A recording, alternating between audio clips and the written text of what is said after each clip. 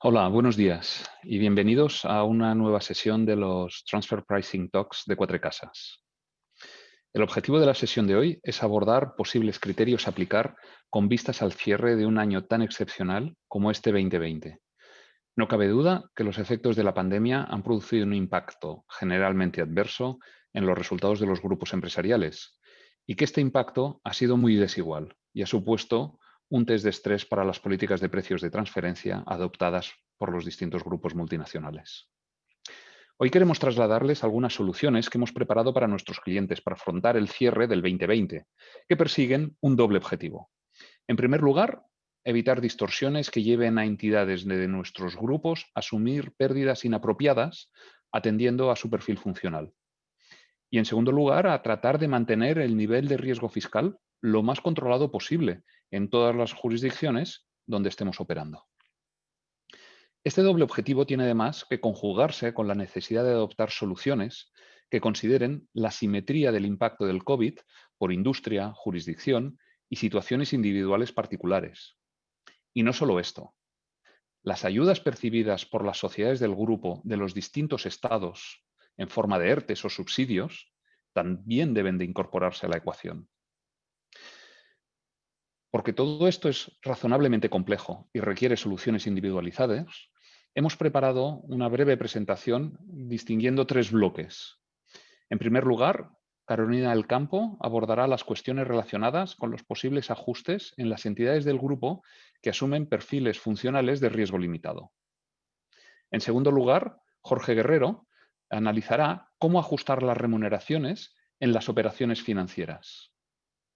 Por último, Óscar Bertrán les presentará un catálogo de soluciones entre empresas no vinculadas que no responden a criterios empresariales al uso, pero que nos pueden ayudar a justificar medidas de apoyo excepcionales a entidades de nuestro grupo que así lo requieran. Permítanme, antes de empezar, ya entrando en materia, un apunte adicional organizativo. Por favor, no duden en plantearnos sus cuestiones a través del botón Q&A que está en la parte inferior de sus pantallas. Trataremos de responderlas durante la sesión y aquellas que queden sin responder, les remitiremos un correo electrónico en las próximas horas. No les entretengo más y cedo la palabra a Carolina del Campo. Carolina, todo tuyo.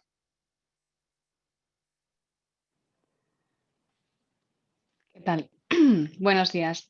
Vamos a empezar esta primera parte de la sesión, tanto Ignacio Díaz como yo, intentando comentar un poco la situación de aquellos casos en los cuales nos encontramos con una matriz que tiene a sus filiales normalmente caracterizadas como de bajo riesgo. Entonces, aquí yo creo que el mensaje más importante que nos vamos a encontrar es: tenemos que ir a un análisis más o menos pormenorizado de todas y cada una de ellas. Yo creo que el mensaje al final, y lo comentaremos Ignacio y yo, es no tenemos recetas únicas.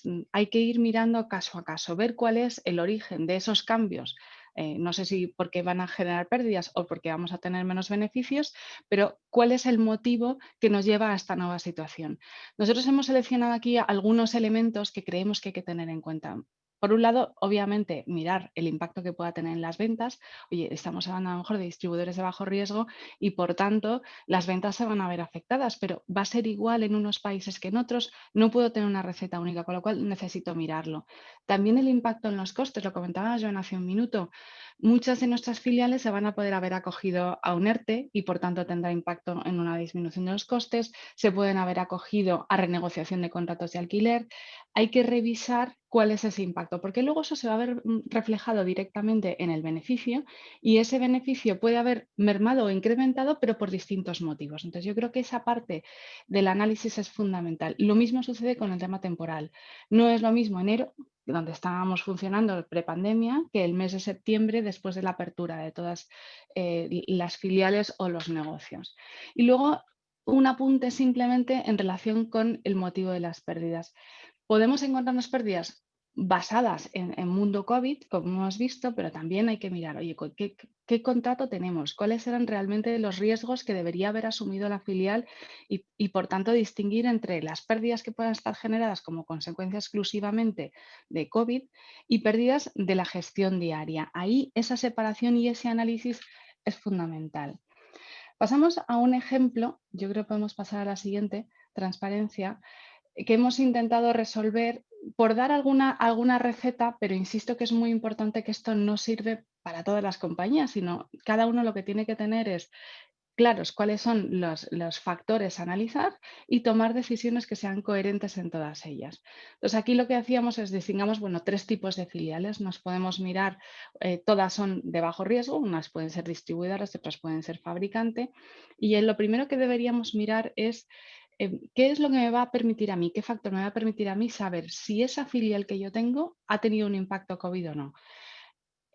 Las ventas puede ser un indicador muy válido en este caso. Entonces, si por ejemplo en la primera nosotros decíamos, supongamos que se produce un incremento de las ventas, que puede suceder y ha sucedido en una filial en concreto, no digo en el grupo en su totalidad. O se produce una reducción de las ventas, pero muy, muy pequeña, inferior a un 10% o a la cifra que consideremos que con el histórico de la compañía es razonable.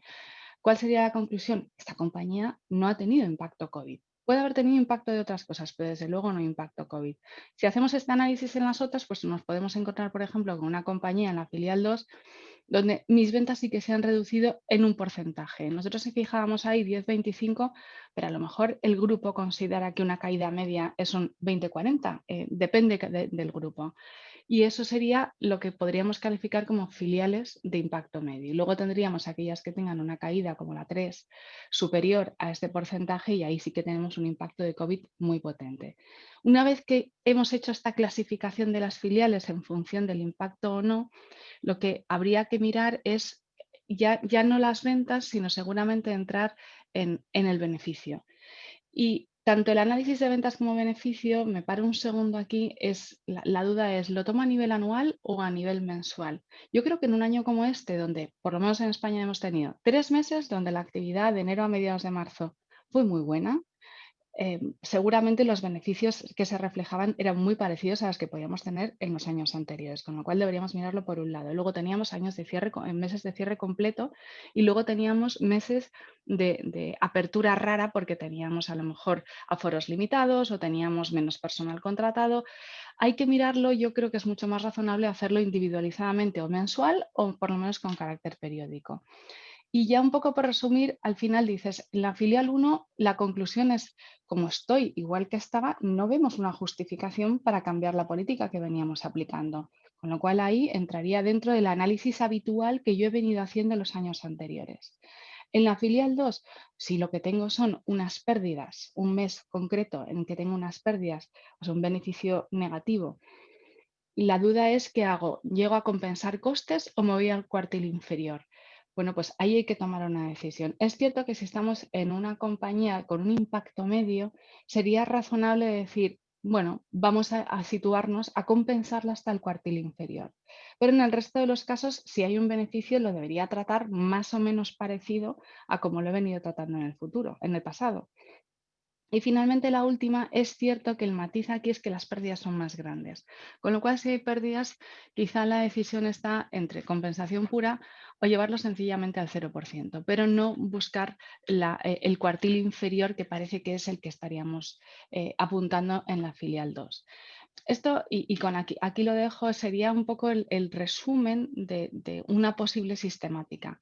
¿Qué es lo importante de esto? Es muy importante atender a la situación de las filiales, cada una de ellas, atender a que sus funciones hayan sido las mismas. Lo que no voy a poder hacer es tratar ni justificar que una filial que estaba haciendo una cosa la he tratado de una manera y la otra en una situación idéntica la he tratado de otra. Y tenemos que empezar a reflejar estas decisiones que yo tomo de manera coherente en nuestra documentación. Y yo creo que eso al final es lo más importante, establecer esa sistemática en el análisis de mis filiales y dedicarle un poquito de tiempo a cada una de ellas con carácter periódico. Yo lo dejo ahí para poder seguir comentando, Nacho, a lo mejor otros aspectos relacionados con este tipo de entidades. Sí, buenos días a todos. Gracias, Carolina. Sí, yo me voy a centrar en los servicios intragrupo y en concreto en los servicios centralizados, que son operaciones que hemos detectado, bueno, pues que son bastante vulnerables a las modificaciones que se han producido, que se pueden producir en la operativa del grupo como consecuencia del impacto del COVID. Por la propia configuración de este tipo de operaciones, muchas veces implica que su registro y valoración se haya realizado de forma ya casi mecánica, ¿no? Se hayan ido depurando pues, cómo se tienen que retribuir este tipo de servicios, especialmente en servicios centralizados no de alto valor añadido, valorados pues, muchas veces en función de los costes incurridos en su prestación y en muchas ocasiones remunerados aplicando métodos de cargo indirecto, ¿no? Recordemos en este sentido que las propias directrices de la OCDE establecen que en estos casos el criterio de asignación y reparto debe ser siempre racional y atendiendo a las circunstancias de cada caso, ¿no? Entonces es por eso que en el caso de los servicios vemos que ante la excepcional situación en la que nos encontramos es recomendable revisar los aspectos clave de este tipo de operaciones para evitar problemas ante una inspección y que ésta pueda poner en duda la vigencia de la política de precios de transferencia en lo que respecta a este tipo de operaciones, teniendo en cuenta el nuevo contexto en el que el grupo desarrolla su actividad y las modificaciones que hayan podido haber dentro de la operativa, ¿no?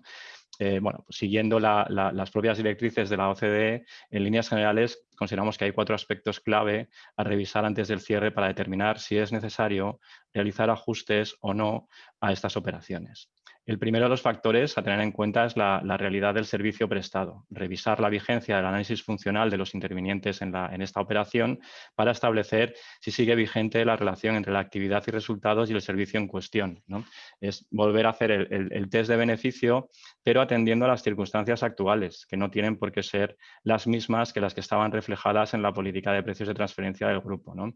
Hay que plantearse si siguen siendo servicios que estaría dispuesto a contratar o a asumir in-house una empresa independiente.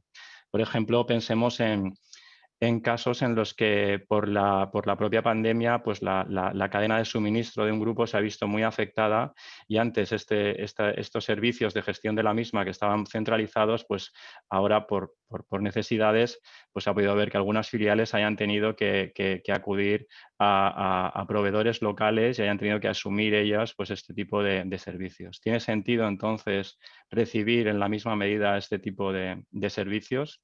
Sería uno de los que habría que quizás que revisar, ¿no? También hay que analizar si se ha producido un cambio en la tipología del servicio prestado en función de las necesidades del grupo en su conjunto y de los miembros también individualmente considerados. Por ejemplo, en el caso de servicios de gestión comercial y marketing que pueden estar centralizados y que están enfocados en distintos canales de venta, por poner un ejemplo, ¿qué pasa si en algunas de las filiales estos canales de venta se ven suspendidos? Estos servicios se deben seguir prestando.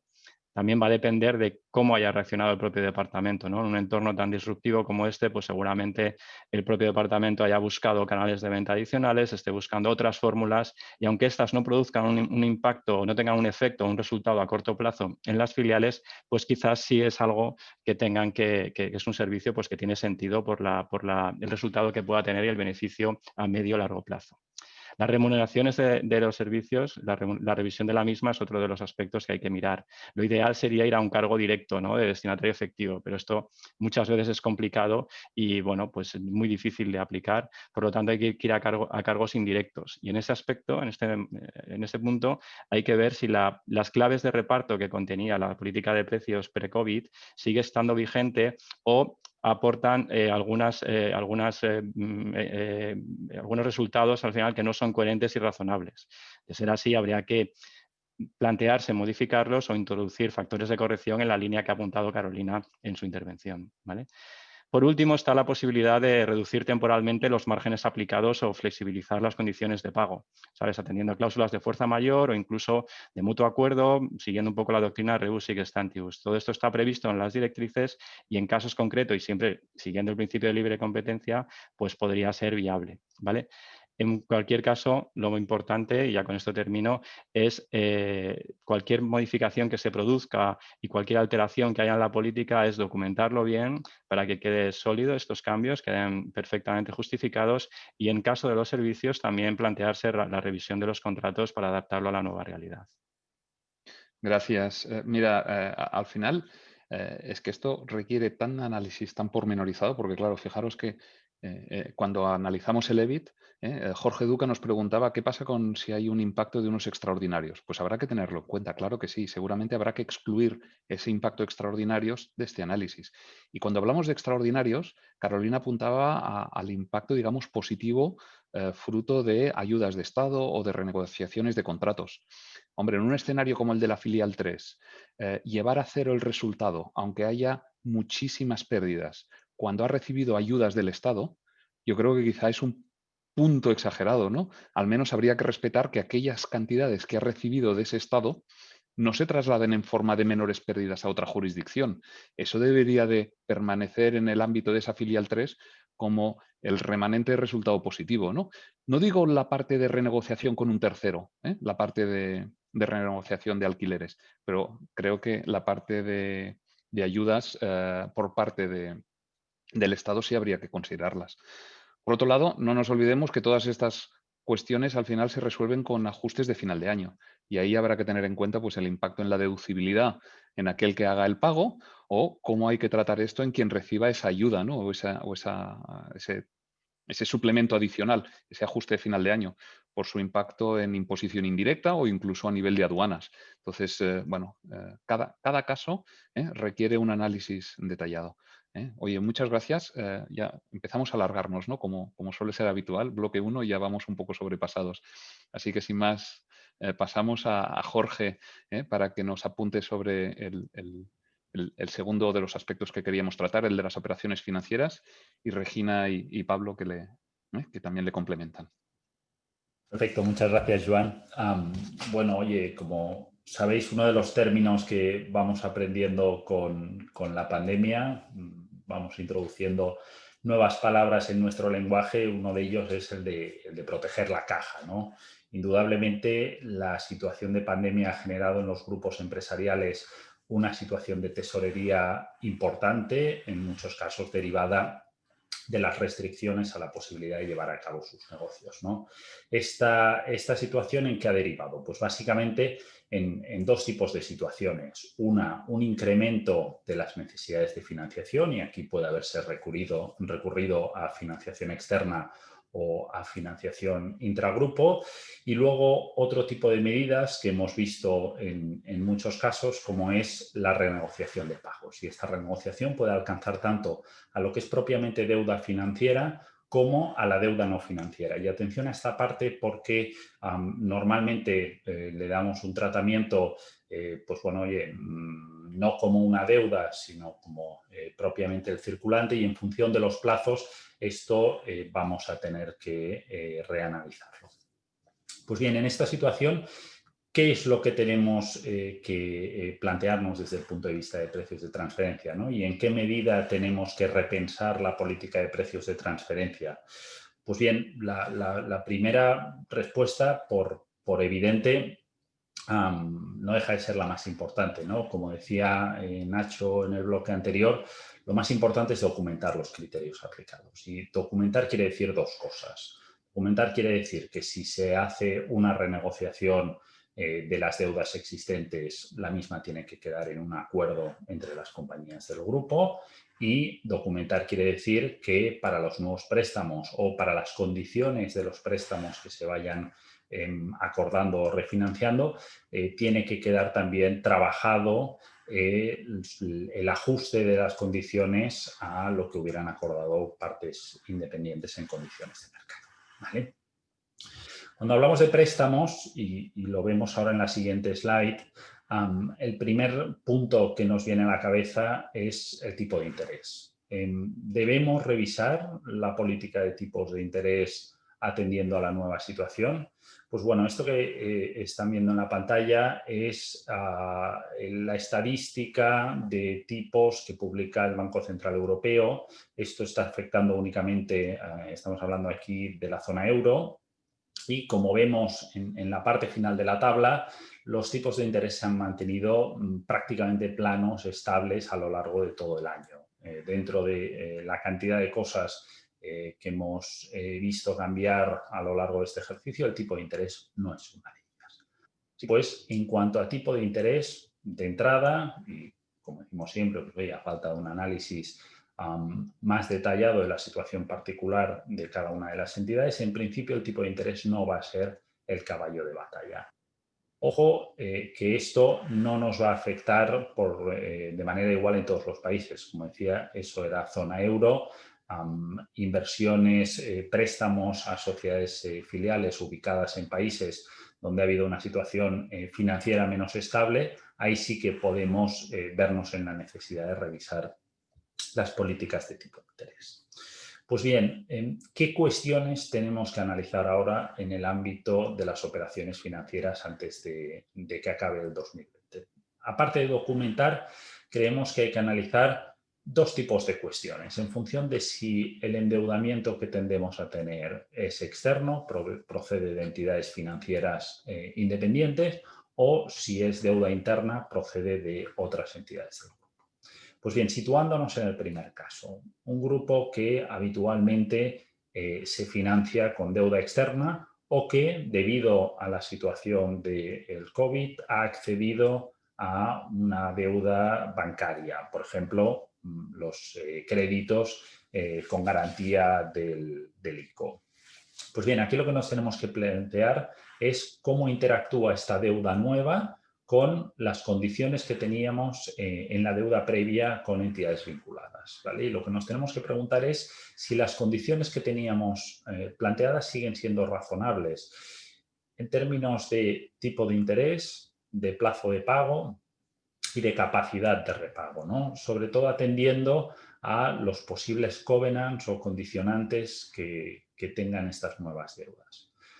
Luego, otro tema que también nos tenemos que plantear y que hemos visto a lo largo de estos periodos es que muchas veces estas nuevas deudas que hemos contraído con entidades financieras nos han obligado a aportar nuevas garantías por parte de otras compañías del grupo, o una compañía española se ha visto obligada a garantizar endeudamiento nuevo de entidades filiales. Y aquí, Regina, bueno, me gustaría ver cómo crees tú que deberíamos analizar si deben retribuirse o no estas garantías. Bien, buenos días. Bueno, pues como cree la OCDE, ¿no?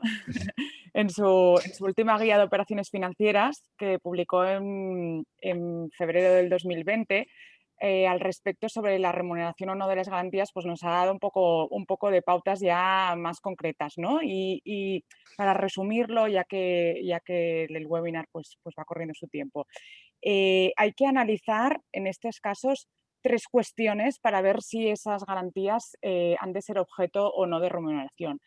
La primera, relacionado con qué tipo de garantía es. La segunda, si esta nos reporta un beneficio o no. Y la tercera es si ese beneficio se puede asociar o no a la pertenencia al grupo.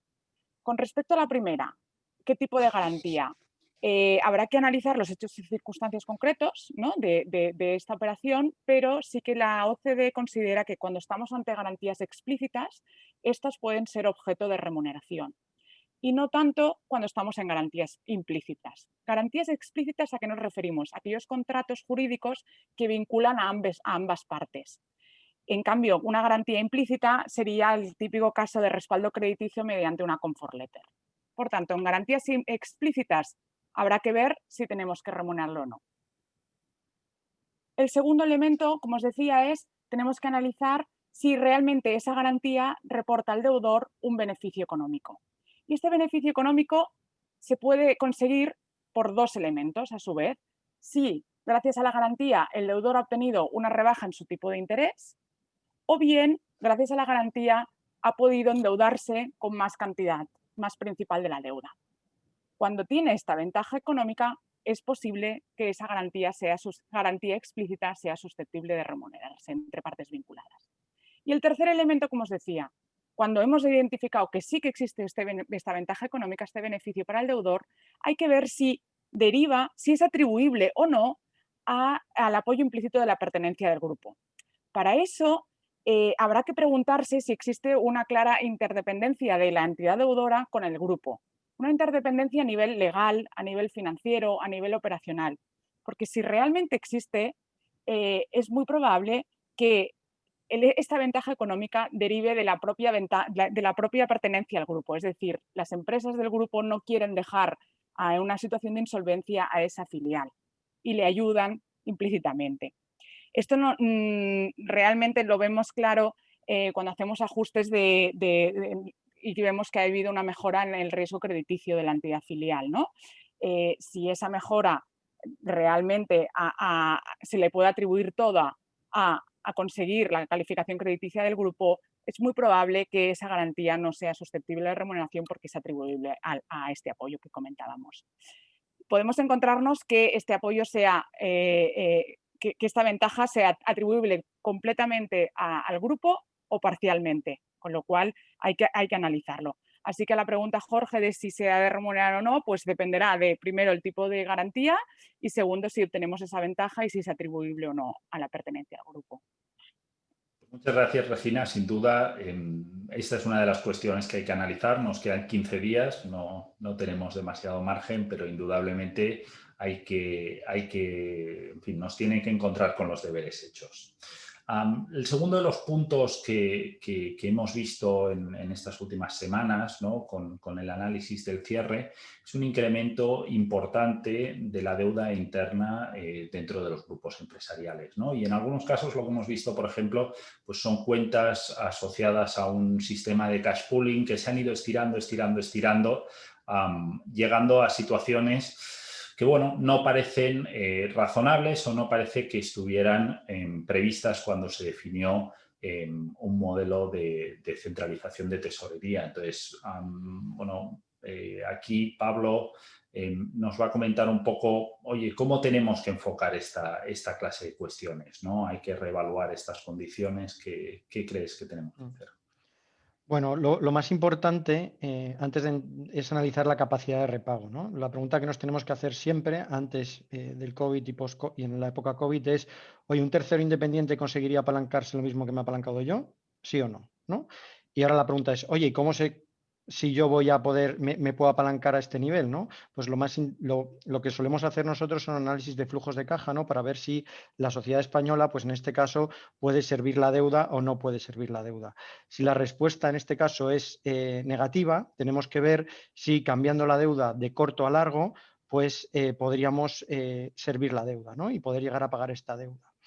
En el caso en que la respuesta siga siendo negativa y aunque cambiemos deuda de corto a largo plazo antes de final de año, no podamos en ningún caso pagar este volumen de deuda intragrupo, tenemos que tomar decisiones como, por ejemplo, capitalizar parte de esta deuda para que un tercero independiente es lo que haría, ¿no? Es decir, un tercero independiente no se conseguiría apalancar tanto como lo estamos haciendo nosotros, ¿no? Entonces tendremos que capitalizar esta deuda. Podemos hacer también un análisis más simplificado, que podemos comparar nuestros niveles, los debt to equity ratios que tenemos la sociedad filial en relación con cuántos han apalancado terceros independientes en nuestra misma industria. Y otro análisis que es muy, muy importante y que a nosotros nos gusta hacer es también usar las cuentas consolidadas del grupo, ¿vale? Es decir, ver cuál es el nivel de endeudamiento a nivel a grupo. Imaginemos que el nivel de endeudamiento de grupo a nivel consolidado es un 3:1, ¿no? Pues si la filial española está sobreendeudada sobre ese 3:1, pues tendremos que tomar decisiones o justificar por qué se produce ese endeudamiento muy bien, ¿no? Otras cuestiones también que hemos visto y que es importante tomar en cuenta antes de que finalice el año son el tema de las refinanciaciones, ¿vale? Aquí hemos visto que muchas veces entramos en una refinanciación, por ejemplo, vinculada al Euribor, y bajamos la deuda, la sociedad que recibe la refinanciación bajada al Euribor. Pero luego por arriba, la sociedad que recibe la refinanciación de un tercero contrata un swap de tipo de interés y al final está pagando un tipo fijo. Ojo con esto porque puede darse la situación de que si sigue bajando el Euribor, como mi financiación está intragrupo, por abajo está vinculada al Euribor y yo en el fondo por arriba he contratado un swap y estoy pagando un tipo fijo, pues que no pueda servir la deuda si el tipo de interés del Euribor sigue bajando, ¿no? Entonces son cuestiones que hay que ver, que hay que analizar y que hay que tomar decisiones antes de final de año. Pues muchas gracias, Pablo, y sobre todo lo que decíamos, muy importante toda esta clase de decisiones, documentarlas, tanto en términos de los acuerdos entre las distintas compañías del grupo como en términos de la documentación de precios. Muy bien, gracias a los tres. Como no he visto cuestiones sobre esta cuestión, si os parece, entramos ya directamente en el tercer bloque de la presentación de hoy.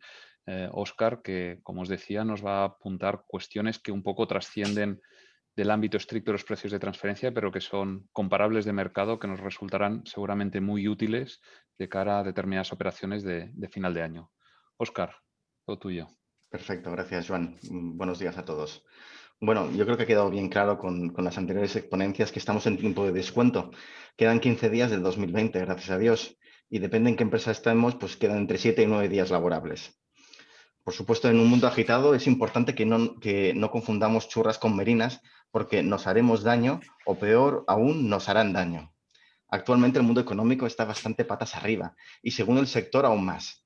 Ya sea porque nos dedicamos a fabricar mascarillas y vamos como un tiro, o porque estamos en el sector hotelero del Caribe y no nos va tan bien, hemos de hacer una reflexión sobre si el benchmark clásico responde a las necesidades del Arm's Principle. Hay que pensar, actuar y por encima de todo, que sea nuestro mantra, documentar. Porque si hay algo que tengamos tatuado en la piel todos los que nos dedicamos a los precios de transferencia, es que para la victoria se necesitan dos cosas y solo dos cosas: consistencia y coherencia. Para ello hemos de tener la vista puesta en el retrovisor, mirar las tendencias del sector y sobre todo, si os quedáis con algo de estos 5 minutos que os voy a hablar, actuar en 2020 antes del cierre para entrar en el 2021 con buen pie. Tenemos muchos inconvenientes y obstáculos en el camino. Tenemos el CE, tenemos las filiales latinoamericanas que no admiten a lo mejor facturas en enero o en febrero. Por lo tanto, hay que actuar y hay que actuar ya. Porque hay que tener en cuenta que este año se va a revisar en el año 2023, cuando ya tengamos dinero, esperemos, y estemos, si Dios quiere, en pleno periodo de expansión económica. Desde nuestra visión como asesores, vemos que hay diferentes posiciones por parte de la empresa a la hora de enfocar los benchmarks. Está el hacer un benchmark habitual y hacer un ajuste COVID. ¿Cómo se hace ese ajuste COVID? Pues oye, hacemos un análisis del movimiento del sector en este año, ya sea por informes sectoriales o por un análisis propio de benchmark, y hacer un ajuste a ese benchmark habitual para ponernos en un intercuartil más realista. Otra alternativa, ir en contra del sacrosanto principio de las guidelines y quitar el filtro de excluir empresas con pérdidas y, por lo tanto, tener un benchmark distinto, seguramente más bajo, en el que a lo mejor podamos entrar para nuestras entidades de riesgo limitado. Otro, seleccionar empresas concretas que hayan tenido un impacto similar al mío en cuentas, sacrificando el principio de independencia. Esta empresa y esta empresa se parecen a mí, han reaccionado y han sufrido de la misma manera porque tienen un modelo de negocio parecido al mío, voy a compararme a ellas para intentar justificar la evolución de mis cuentas.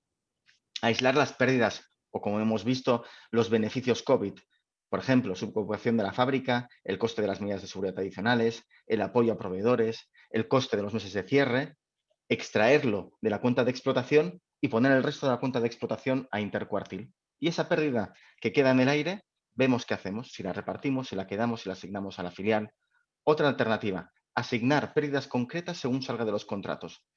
Y hemos visto con la sentencia reciente de Coca-Cola en Estados Unidos la importancia de los contratos intercompany. Pues oye, veamos si nuestros contratos intercompany están actualizados, están bien hechos, y si ese contrato realmente me asigna un tipo de pérdida a un sitio y en el otro, pues seamos consistentes con ese contrato. Es algo que hay que hacer, es algo que hay que valorar.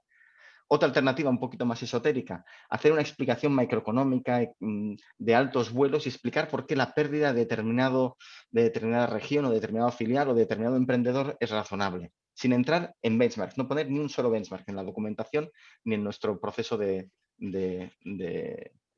pensamiento.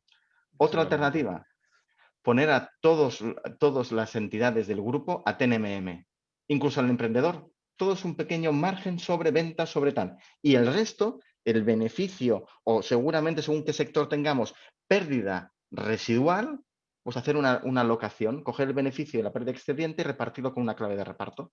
El cual, pues oye, depende de cada sector. La otra, coger tendencias del sector y justificar mi comportamiento. Y aquí viene pues un pequeño, hemos recogido una serie de experiencias que hemos encontrado en San Google, ¿vale? Donde se ven cómo se han comportado con sus clientes o proveedores empresas conocidas en el sector. Esto no es ninguna panacea, no es el santo grial, pero sí que nos pueden ayudar a intentar justificar comportamientos propios. Aquí tenemos al Santander, que pues tiene una política de relajamiento de las pólizas y de ampliación de las líneas de crédito y de las tarjetas de crédito, que nos puede ayudar para ver cómo nos comportamos nosotros con nuestros franquiciados, con nuestros filiales, con nuestras entidades distribuidoras, etc. La siguiente transparencia, aquí vemos como una de las principales SOCIMIs españolas, Merlin, ¿no?, ha publicado en su página web, en un informe anual, el cómo ha actuado él con sus arrendatarios, con sus arrendadores terceros, y cuándo le ha condonado o no el 100% o no el 100% de los alquileres, que nos puede servir para decir, oiga, yo he tomado esta decisión este año porque es la información que yo tengo a mi disposición. Y una decisión, ya lo sabéis, está bien tomada si está tomada con la información disponible. ¿Vale? Aquí vemos una noticia de prensa que hace lo mismo, y aquí está Gas Natural, que también dice que está apoyando a los proveedores, que está regalando reparaciones a determinados tipos de clientes. Bueno, pues son elementos inspiradores que nos pueden ayudar a justificar determinados comportamientos que hemos tenido que tomar durante este año. En la página siguiente tenemos Inditex, que ha hecho lo mismo, que ha trabajado para que sus clientes y sus proveedores tuvieran acceso a financiación para poder pagar salarios, para poder pagar arrendamientos, para poder pagar el flujo de caja necesario para poder sobrevivir durante la época de cierre o de lockdown o de menor actividad. Si saltamos el charco, Walmart, pues oye, ha extendido sus periodos de devolución de mercancía. Hemos de pensar si con nuestras fábricas, con nuestros proveedores, también lo hemos hecho de alguna manera indirectamente esto, y tenemos este pequeño testigo externo que nos puede ayudar a acabar de justificar. Otro ejemplo es COVID-19. Telefónica apoya a más de 200 proveedores adelantando sus pagos. A pesar de que por contrato no tuviera que hacerlo, les financió de alguna manera para conseguir que estos proveedores dan. La mejor de este recopilatorio es regalar cerveza. Pues DAM lo que hizo fue regalar cerveza a sus clientes para ayudarles, darles un pequeño alivio para poder enfrentar la apertura. Y también, por último, ¿vale?, uno de los principales tenedores de malls, de centros comerciales en Estados Unidos, Simon Property Group, ¿vale?, pues en lo que serían equiparables a sus cuentas anuales allá, lo que hace es explicar cómo ha evolucionado durante el año 2020 la evolución de sus alquileres, que puede ser un elemento inspirador sobre cómo hacemos nosotros con los alquileres que tenemos con nuestros vinculados, con nuestras filiales. En definitiva, y si nos quedamos con algún aprendizaje de esta sesión, es pensar y actuar ya en el 2020, nos quedan 8 días, nos quedan 9 días, ¿vale? Intentar hacer lo máximo que podamos durante este ejercicio para poder entrar en el 2021 con un poquito de buen pie. Veo que Jorge Duca, ¿no?, tiene una pregunta. ¿No ves un poco difícil hacer un benchmark para 2020? Estaríamos comparando datos 17 y 19 con 2020. Sí, efectivamente. Ahora mismo benchmarks Orbis no se pueden hacer, pero sí que puedes hacer un benchmark normal, ¿vale? Ahora estaríamos haciendo un benchmark seguramente con principalmente datos 2019, esencialmente, y luego hacer un ajuste a ese benchmark, como lo hemos dicho, pues oye, ajustando el benchmark en sí, con las tendencias del sector, y sí que hay informes sectoriales de sectores para ver cómo se han movido y cómo se han dejado de mover. La otra es, lo que decíamos, aplicar ese benchmark, extraer las pérdidas o las ganancias extraordinarias. Bueno, hay diferentes alternativas, pero el tema es que hay que hacerlo ahora, ¿vale? Porque el 2020 y el ajuste que podamos hacer en 2020 nos va a llevar y va a tener que tener una música con la política de precios de transferencia del 2021, que mal que nos pese, aún tenemos COVID para unos meses, y esperemos que solo sean unos meses.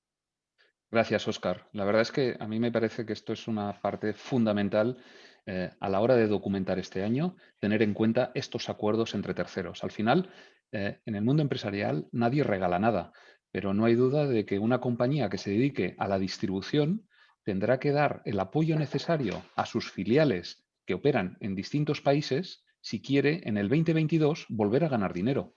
Porque si todas sus compañías de distribución a lo largo y ancho del planeta han cerrado porque han quebrado, porque no han sido capaces de soportar el impacto del COVID, en el 2022 no va a tener cómo volver a distribuir sus productos. Del mismo modo que las compañías aseguradoras que este año han hecho magníficos resultados en sector salud, pues están apoyando a las clínicas donde dan respuesta y les permiten atender a sus asegurados, sobre todo con vistas a la normalización. Es decir, este tipo de apoyos entre no vinculados no son altruistas. Tienen por finalidad mantener la estructura de negocio, toda su red comercial, su fondo de comercio, ya sea enfocado a proveedores o a clientes. Grandes turoperadores están ayudando a hoteles, porque si no, ¿cómo van a ganarse la vida a partir de que se recupere la normalidad? Cuando la gente quiera volver a ir de viaje, si no hay hoteles, los turoperadores tampoco van a ganar dinero. Entonces, creo que estos son ejemplos y Óscar ha hecho un magnífico recopilatorio para que nos ayuden a cerrar mejor este año y a tener elementos que justifiquen las medidas que adoptemos con nuestras filiales. Bueno, no sé si tienen ustedes alguna pregunta más. Si no, estamos ya prácticamente excedidos de tiempo. Son y 42. Queríamos limitarlo a 40 minutos. Bueno, la verdad es que nos vamos mejorando en cuanto a control de tiempos. No nos hemos excedido en exceso, así que no veo que haya más cuestiones ahora mismo. Agradecerles a todos los ponentes pues, sus presentaciones, el esfuerzo en sintetizar muchísima información en muy poco tiempo y desearles a todos ustedes pues, unas felices fiestas y un magnífico cierre para el 2020. Muchas gracias por estar hasta aquí y hasta la próxima sesión. En enero tendremos un nuevo Transfer Pricing Talks de Cuatro Casas, con el que intentaremos compartir un espacio de conocimiento en este mundo apasionante de los precios de transferencia. Muchas gracias. Adiós.